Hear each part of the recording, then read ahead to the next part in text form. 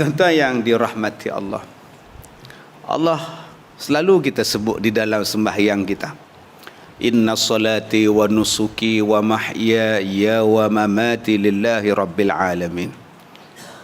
Sembahyang, kalau kita baca doa iftitah, kita bacalah. Tak baca doa iftitah, tak ada jumpa benda tu. Setengah orang bila sembahyang, dia terus Fatihah. Terus Fatihah. Bismillah, alhamdulillah, waladdallin, amin, rukuk. Bila tanya kenapa tak baca iftitah, sunat je tu dia. Habis saja amin, terus rukuk. Tak baca ke ayat lazim, sunat je pun. Ini penyakit orang kita. Penyakit apa? Jepun. Penyakit apa? Jepun. Tak baca yuk, sunat je pun. Nampak-nampak. Penyakit Korea tak ada ke tuan-tuan? Jepun semuanya. Tak ada ke baca doa iftitah? Ada, sunat je pun. Nampak? Ini penyakit. Kalau dia baca, dapat pahala. Tak baca, rugi. Tapi sebab orang kita ni tuan-tuan, bila sebut saja sunat, baca dapat pahala, tak baca tak ada apalah. Nampak? Jadi tak payah baca macam tu. Cubalah kita bagi maksud. Baca dapat pahala, tak baca rugilah. Barulah kita berlumba-lumba nak baca tuan-tuan doa iftitah.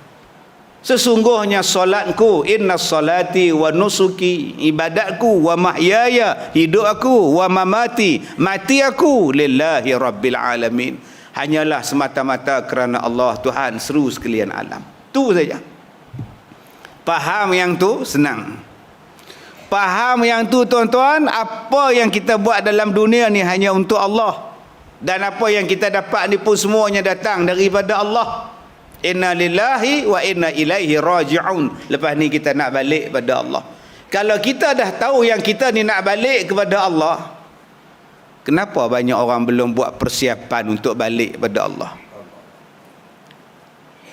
Saya nak pergi ke Kedah, persiapannya apa? Baju, seluar, kain tuala, ubat gigi, ubat, spender. Itu bekalan. Tak banyak lah, tak banyak sebab besok balik pula. Malam besok patah ke Ipoh pula.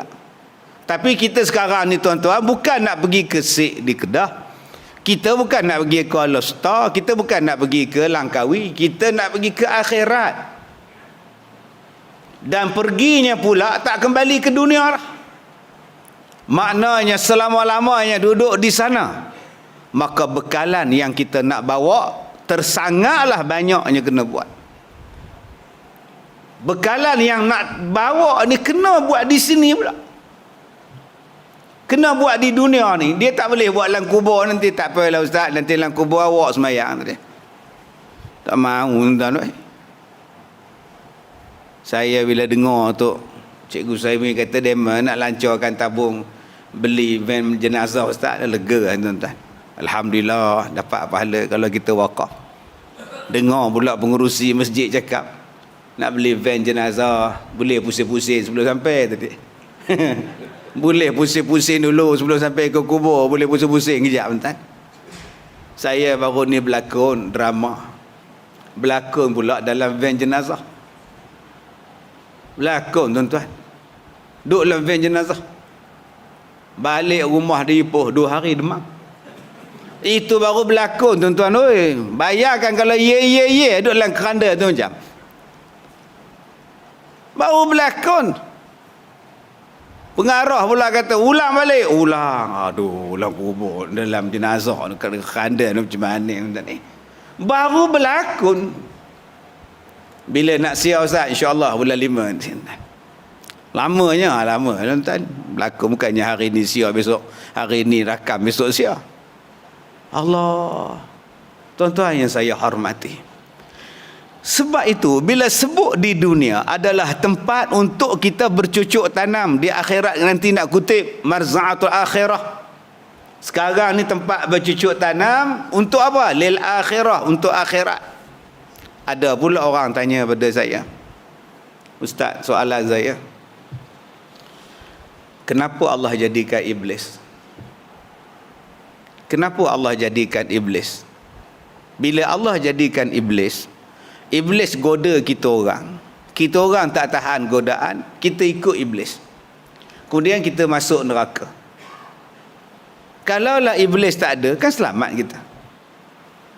Ini Allah yang ciptakan iblis, iblis goda kita, kita ikut iblis, kemudian kita masuk neraka. Apa Ustaz?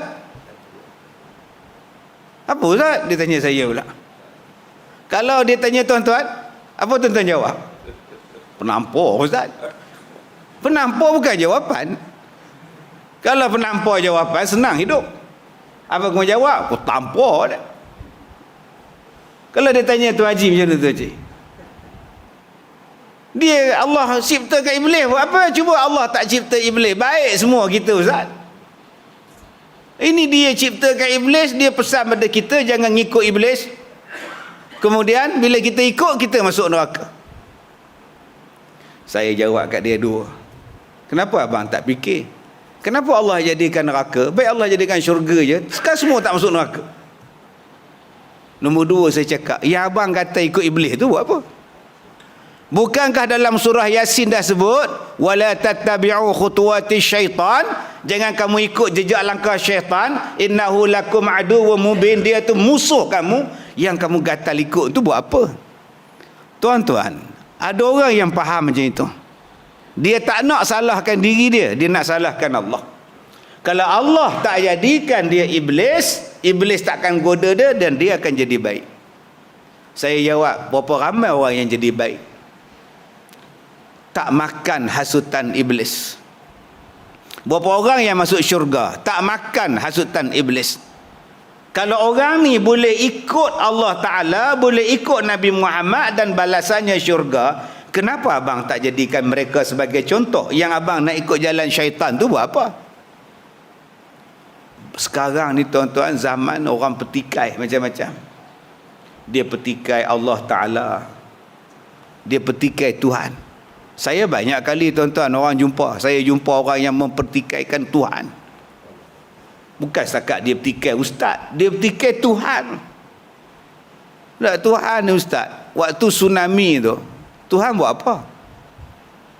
Yalah, macam mana tak faham?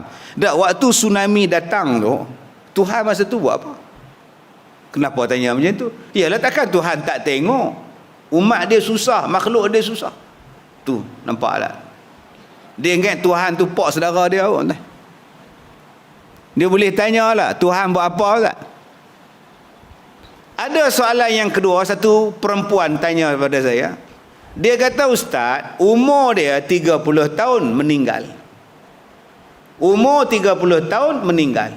Saya tanya soalan dia, umur 15 tahun dia cukup umur. Sebelum 15 tahun dia tak cukup umur, makna dia tak ada dosa pahala. Bermula 15 tahun sampai dia mati, dia ada dosa pahala. Soalan saya, ustaz, dia pada umur 30 tahun dia dah mati, maknanya dia sempat buat dosa pahala 15 tahun. Soalan saya, sekarang dia dah mati 100 tahun. Kenapa dia masih lagi disoal dalam kubur lebih daripada umur dia sendiri? Umur dia 15 tahun. Tapi bila disoal dalam kubur sampai lebih 100 tahun. Di mana keadilan Allah, ustaz? Kalau dia hidup 15 tahun, soalan dia pun kena soal lah 15 tahun. Pak siapa sampai sekarang duk soal dalam kubur tak habis-habis lagi? Dia azab dalam kubur tak habis-habis lagi?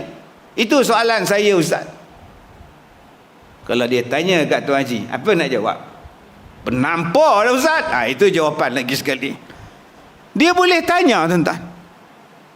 Saya jawab, saya pula nak tanya dekat Ajah. Ajah kata 15 tahun dia kena soal dalam kubur pasal dia buat jahat. Ajah pernah tanya ada orang yang 15 tahun buat amal soleh sampai sekarang Allah Ta'ala bagi nikmat dalam kubur. Ajah tak nak tanya pula. Jangan tanya yang 15 tahun buat jahat Allah seksa dalam kubur, Allah soal dalam kubur. Yang 15 tahun buat baik sampai sekarang Allah bagi nikmat dalam kubur. Yang tu kenapa Ajah tak nampak? Tuan-tuan yang saya hormati, balik kepada tajuk kita malam ni. Dunia ni bukan matlamat kita, bukan destinasi kita. Destinasi kita akhirat. Ni tempat singgahnya. Dunia ni tempat singgah. Berapa ramai dah balik kampung lah. Saya pergi ceramah di Sarawak. Makan di tepi sungai Sarawak, dekat dataran. Datang anak-anak muda 4-5 orang ambil gambar. Malam lepas habis ceramah, lapar makan nasi ayam penyet. Datang 4-5 budak ni, dia tanya sama saya, "Ustaz, boleh tanya?" "Boleh." "Ustaz asal orang mana?" "Saya orang Taiping, Perak." "Oh, Ustaz orang Taiping. Saya asal syurga, Ustaz." "Oh, dahsyat. Sebab keturunan saya Nabi Adam dan saya dari syurga, Ustaz." "Oh, hebat." Terkenal saya, Ustaz. Dia kata dia asal daripada syurga. Ustaz asal Taiping, dia syurga. Saya jawab kat dia balik, "Iblis pun pada syurga tak?" Katanya. "Kamu ni iblis ke Adam?" Katanya dia. Itu jawab dia, tuan-tuan. Oh, selama rock dia kata. Tuan-tuan, kita semua ni asal daripada syurga. Tak tahu kalau tuan-tuan ni asal daripada beruk, cuba angkat tangan. Ada kat leha asal beruk ke? Belajar di sekolah dulu, manusia ni asal beruk. Cuba tuan-tuan bela beruk daripada kecil. Agak-agak bila jadi orang beruk tu? Takkan jadi orang. Yang orang jadi beruk, ya tuan-tuan. Kinja sana, terlompat sini, itu banyak. Asal kita ialah dari syurga. Kalau boleh, biarlah kita ni balik kampung, masuk syurga balik. Jangan pindah ke neraka pula. Neraka bukan asal kita. Maka nak dapatkan syurga itu, tuan-tuan, sekarang.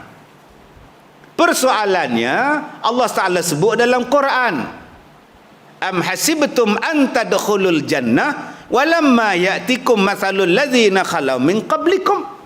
Apakah kamu menyangka bahawa kamu boleh masuk dalam syurga, sedangkan Allah belum uji kamu lagi? Tadi saya sebut, kita ni asal daripada syurga. Kalau boleh, memang kita nak masuk syurga. Allah tanya kita balik, "Hei, kamu ingat kamu boleh masuk syurga? Kenapa pula? Kalau kamu belum lagi diuji." Masat humul baksa wad darra, yang akan datang kepada mereka itu daripada kesusahan, kemelaratan akan sampai pada kamu. Maknanya, tuan-tuan, dunia ni adalah tempat ujian untuk kita. Sebab Allah nak tengok siapakah di kalangan kita yang paling bagus amalan dia. Siapa yang bagus, masuk balik kampung asal dia, nama dia syurga.